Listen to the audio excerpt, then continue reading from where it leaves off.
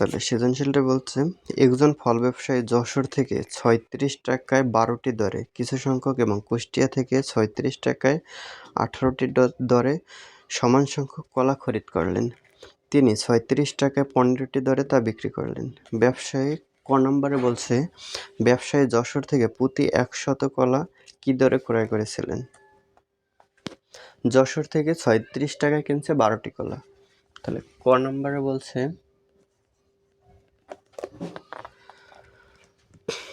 ১২টি কিনেছে ৩৬ টাকায়, বলছে প্রতি ১০০, তাহলে ১০০টি কলা কয় টাকায় কিনছে? তাহলে ১২টি কলা কিনে ৩৬ টাকা যশোর থেকে।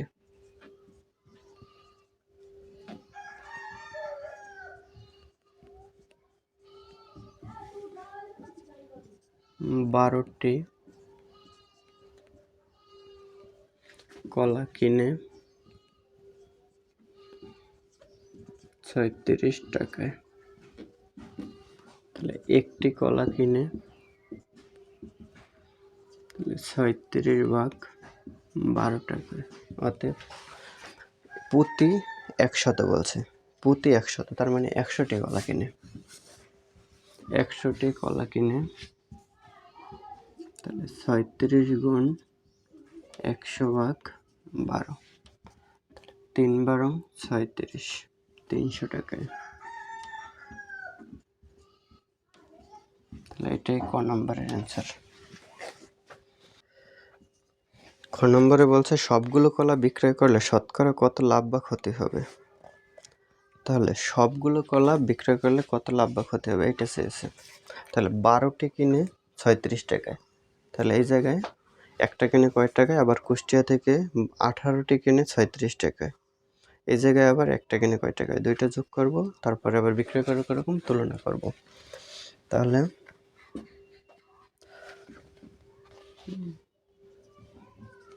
১২টি কলার মূল্য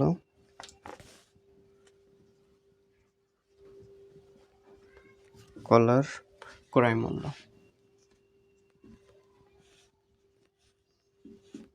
৩৭ টাকা। এটা যশোর থেকে তথ্যটা লিখে,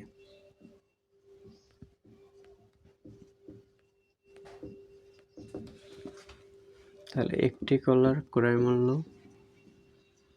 ৩৭/১২, ৩/১২ = ৩৭, তাহলে ৩ টাকা।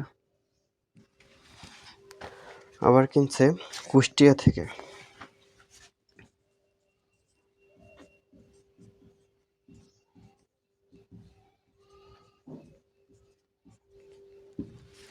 কুষ্টিয়া থেকে ১৮টি কিনে ৩৬ টাকা দরে, তাহলে ১৮টি কলার ক্রয় মূল্য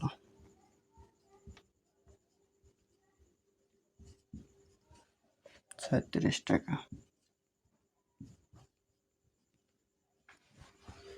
অতএব একটি কলার ক্রয় মূল্য ৩৬/১৮, তাহলে ২ টাকা।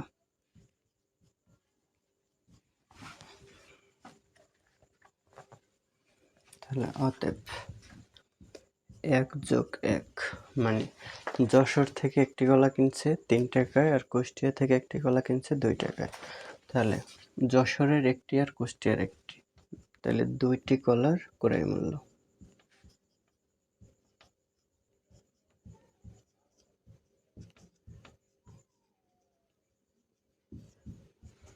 সমান ৩+২ সমান ৫ টাকা।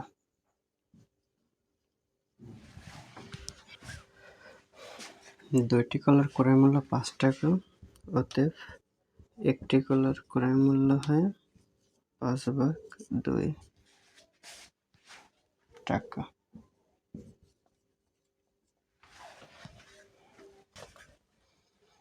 একটি কলার ক্রয় মূল্য পেলাম ৫/২ টাকা, তাহলে ১৫টি কলার বিক্রয় মূল্য আছে ৩৬ টাকা।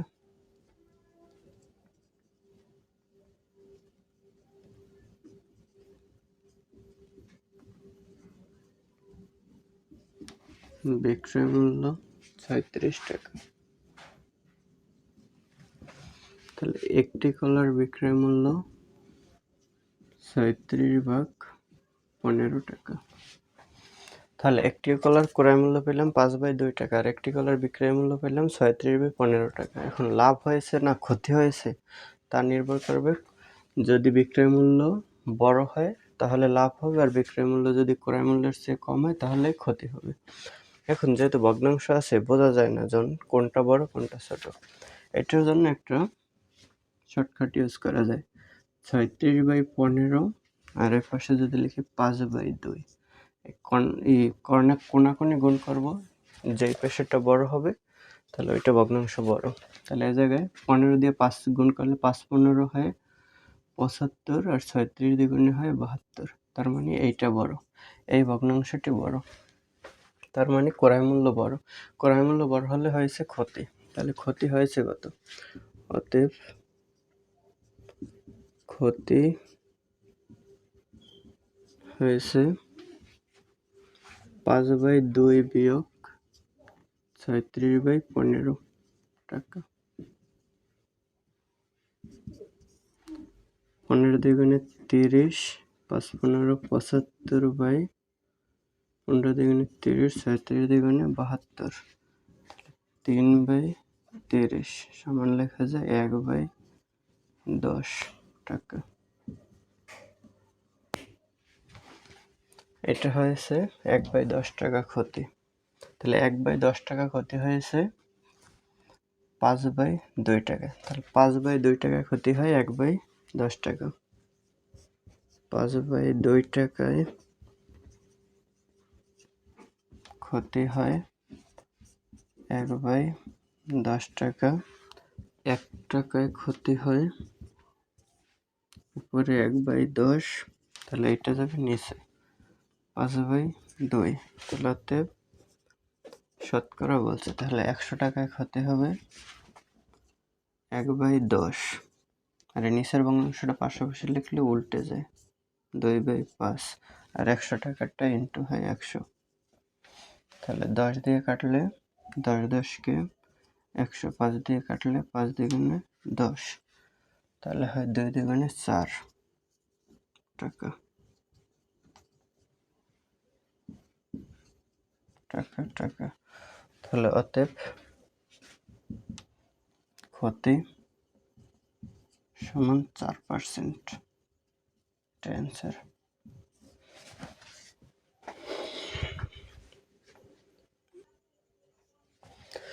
গতে বলছে 25% লাভ করতে চাইলে প্রতি হালি কলা কি দরে বিক্রয় করতে হবে। তাহলে খ থেকে একটা তথ্য নিতে হবে। তাহলে খ হতে পাই একটি কলার ক্রয় মূল্য,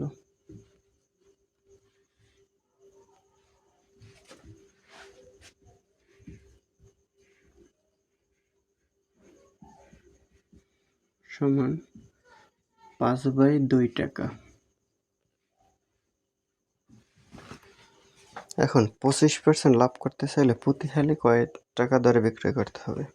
তাহলে 25% লাভে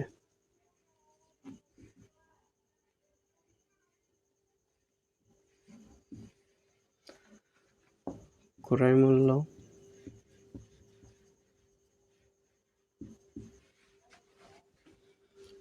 টাকা হলে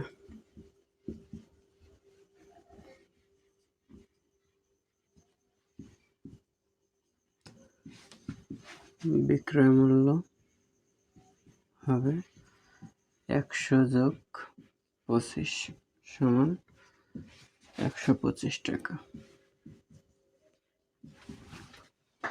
তাহলে ক্রয় মূল্য 1 টাকা হলে বিক্রয় মূল্য হবে 125/100 টাকা। তাহলে অতএব ক্রয় মূল্য যদি আমাদের 5/2 টাকা হয়, 5/2 টাকা হলে বিক্রয় মূল্য হবে 125/100, আর এই ভগ্নাংশটা বরাবর হলে পাশাপাশি গুণ হয়ে যায় 5/2 টাকা। তাহলে 25 দিয়ে কাটলে 5×25 125, 4 25 100, তাহলে 5 5 25, নিচে 4 2 8 টাকা। এখন আমরা পেলাম যে একটি কলা যে 25% লাভ করতে হলে তাহলে একটি কলা বিক্রয় করতে হবে 25/8 টাকা। আর এই জায়গায় বলছে এক পুঁতিহালি কলা কি দরে বিক্রয় করতে হবে, তাহলে একটি কলা বিক্রয় করতে হলে হবে 25/8 টাকা। তাহলে অতএব একটি কলা বিক্রয় করতে হবে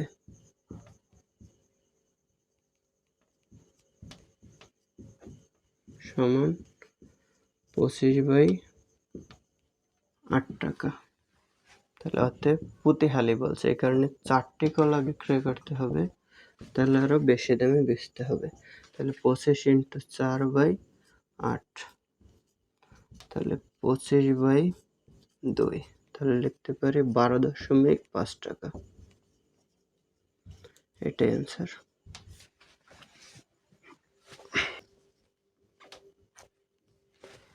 বিশ নম্বর একটি সৃজনশীল বলছে কোনো আসল 3 বছরের সরল মুনাফা সহ 28,000 টাকা এবং 5 বছরে সরল মুনাফা সহ 30,000 টাকা। কত বলছে প্রতীকগুলোর বর্ণনা সহ মূলধন নির্ণয়ের সূত্রটি লিখো।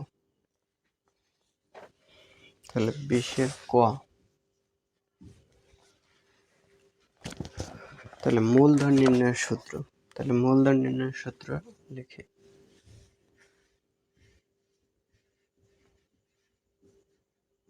আমরা জানি আই সমান PRN, তাহলে এটা থেকে আমরা পি এর মান বের করতে পারি। তাহলে পুরোটা এই পাশে যদি আনি, যেমন PRN সমান আই, তাহলে পি সমান আই, এই RNটা তাহলে আই এর নিচে যায়, আই এর নিচে দিলাম। এই গেল আমাদের সূত্র। তারপর বলছি প্রতীকগুলোর বর্ণনা সহ মূলধন নির্ণয়ের সূত্র, তাহলে এই সূত্রটা লিখলাম, এখন প্রতীকগুলোর বর্ণনা দিই। তাহলে পি এটা হলো মূলধন বা আসল, আই এটা হলো মুনাফা,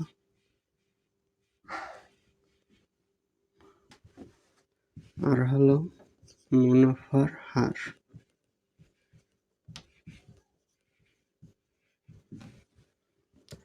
এন হলো সময়, এটা বছরে হিসাব করা হয় সব সময়।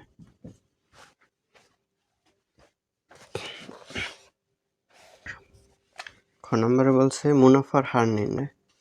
তাহলে মুনাফার হার উদ্দীপকে বলছে কোনো আসল 3 বছরে সরল মুনাফা সহ 28,000 টাকা আর 5 বছরে সরল মুনাফা সহ 30,000 টাকা।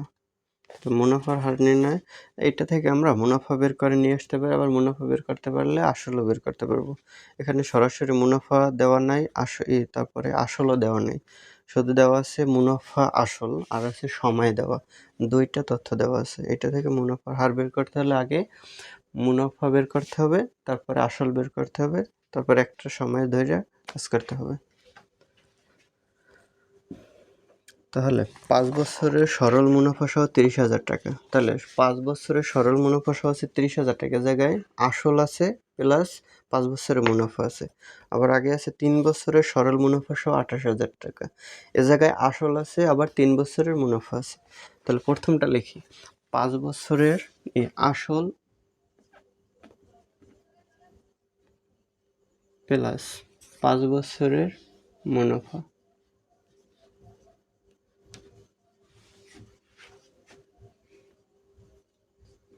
সমান আছে 30,000 টাকা।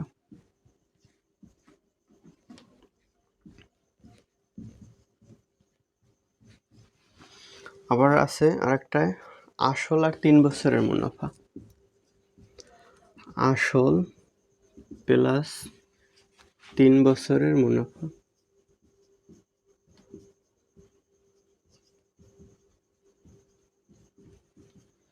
28,000 টাকা।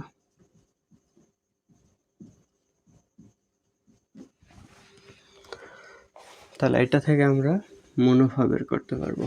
তাহলে যদি বিয়োগ করি, বিয়োগ করলে আসল বাদ যায়, তাহলে 5 বছরের মুনাফা থেকে 3 বছরের মুনাফা বাদ দিলে থাকে 2 বছরের মুনাফা। অতএব 2 বছরের মুনাফা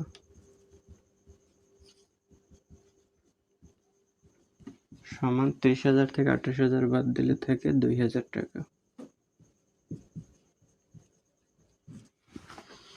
তাহলে একটা তথ্য নিয়ে করি। তাহলে প্রথমে বলছে যে 3 বছরের সরল মুনাফা সহ 28,000 টাকা। তাহলে এখানে 3 বছরের মুনাফাটা বের করি। এখন 1 বছরের মুনাফা হয় 2,000 ভাগ 2 টাকা। তাহলে অতএব 3 বছরের মুনাফা হয় 2,000 ইন্টু 3 ভাগ 2 টাকা।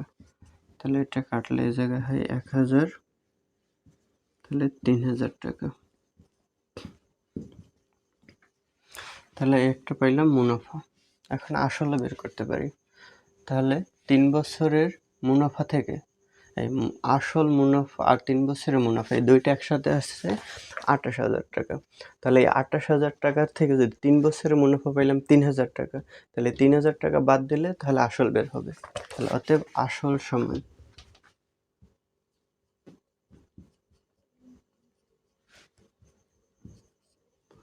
28,000 বিয়োগ 3,000 সমান হয় 25,000 টাকা। তাহলে এখন এই তথ্যগুলো লিখি।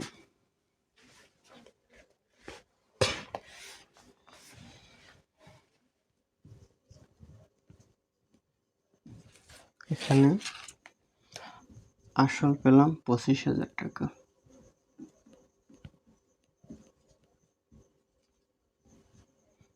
মুনাফা পেলাম 3,000 টাকা। প্রথম উদ্দীপক ধরে করতেছি। তাহলে প্রথম উদ্দীপকের সময় হলো 3 বছর। তাহলে আমাদের বের করতে বলছে মুনাফার হার। তাহলে আর সমান হট। তাহলে এগুলো এখন একটু ক্লিয়ার করি।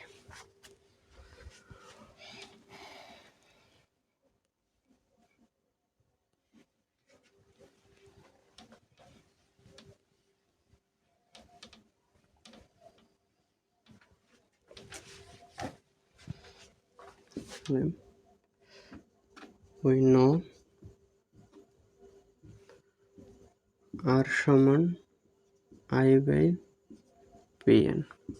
তাহলে I এর মান আছে 3,000 টাকা, P এর মান 25,000, N এর মান 3 বছর, পার্সেন্টেজের জন্য 100%। তাহলে 3 শূন্য 3 শূন্য কাটলে 4 25 100 3 3 বাদ যায়, তাহলে 4। অতএব মুনাফার হার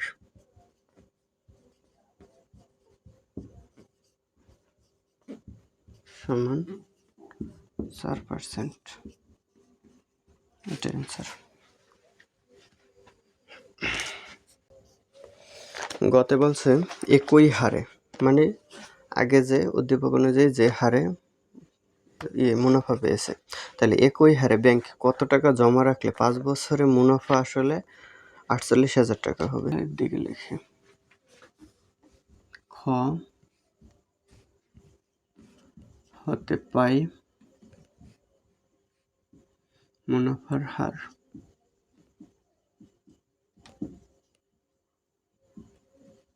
আর সমান 4%, 4/100। তাহলে কত টাকা জমা রাখলে 5 বছরে সময় দিছে, এন সমান বলছে 5 বছর, মুনাফা আসলে 48,000 টাকা হবে। তাহলে এর মান 48,000 টাকা। তাহলে কত টাকা জমা রাখলে পি এর মানটা বের করতে বলছে। তাহলে মুনাফা বের করার জন্য সূত্র প্রয়োগ করি। আমরা জানি মুনাফা আসলে সূত্র প্রয়োগ করব, এ সমান পি প্লাস আই, বা এ সমান পি প্লাস আই সমান আছে পি আর এন, সমান এ সমান পি কমন নিলে 1 প্লাস আর এন। এটাও একটি সূত্র, সরাসরি এটা লিখলেও হতো, আমি ভাঙাইয়ে দেখাইলাম। তাহলে বা এর মান হলো 48,000 সমান পি 1 প্লাস আর এর মান 4/100 ইন্টু এন এর মান 5, বা 5 দিয়ে কাটলে 4, 5 করে 100, 5 5 4 5 20। তাহলে 48,000 সমান পি 1 বাংলা লিখে, তাহলে 1 যোগ 1/5, যেহেতু পি এর মান বের করবো এই পুরোটাই পেশে নি আগে। তাহলে এটা যোগটাও করি একসাথে, লসাগু 5, নিচে 1, 5 দিয়ে 5 এর ভাগ করে 1 দিয়ে 5 এর ভাগ করলে 5, 5 1 5, 5 দিয়ে 5 এর ভাগ করলে 1, 1 দিয়ে 1 এর গুণ করলে 1 সমান এটাই পেশে আসবে 48,000, বা পি সমান 48,000 ইন্টু, তাহলে এই ভগ্নাংশটা উল্টে যায়, তাহলে উপরে 5, নিচে 5 আর 1 হয় 6, তাহলে 6 8 48। তাহলে বা পি সমান 5 8 40 আর 3 শূন্য, তাহলে 40,000 টাকা। অতএব আসল পি সমান 40,000 টাকা, এটা অ্যান্সার। এখানে এই সূত্র দুইটা করলেও হবে একসাথে, আর এই দুটো না লিখলেও হবে। তাহলে এ সমান পি ইন্টু 1 প্লাস আর, তাহলে এর মান বসালাম, তারপর পি এর মান তো জানি না, এটাই আমরা বের করব, আসলটা বের করব। আর এই জায়গায় আর এন এর মান বসালাম, মান বসিয়ে এটা কাটাকাটি করলাম, 1/5 পেলাম।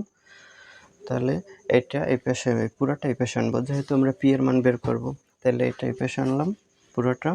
তারপরে এটা লসাগুটা একসাথে করে দিলাম, তাহলে 5 আর নিচে 1, 1 লসাগু 5, 5 আর 1, এটা করলে হয় কি, নিচে আছে 1, 1 দিয়ে 5 এর ভাগ করলে 5, 5 দিয়ে 1 এর গুণ করলে 5 প্লাস, আর 5 দিয়ে 5 এর ভাগ করলে 1, 1 দিয়ে 1 এর গুণ করলে 1, তাহলে 5 প্লাস 1 হয়। তাহলে এটা এখন পি এর মান বের করবো, যেহেতু পি রাখলাম, এটা ওই পাশে দেবো, তাহলে ওই পাশে দিলে একটা ভগ্নাংশটা উল্টে যাবে, তাহলে 5 হয় উপরে, আর উপরে 5 প্লাস 1 হয় 6, 6টা যায় নিচে, তাহলে এটা কাটাকাটি করলে 40,000, এটাই অ্যান্সার।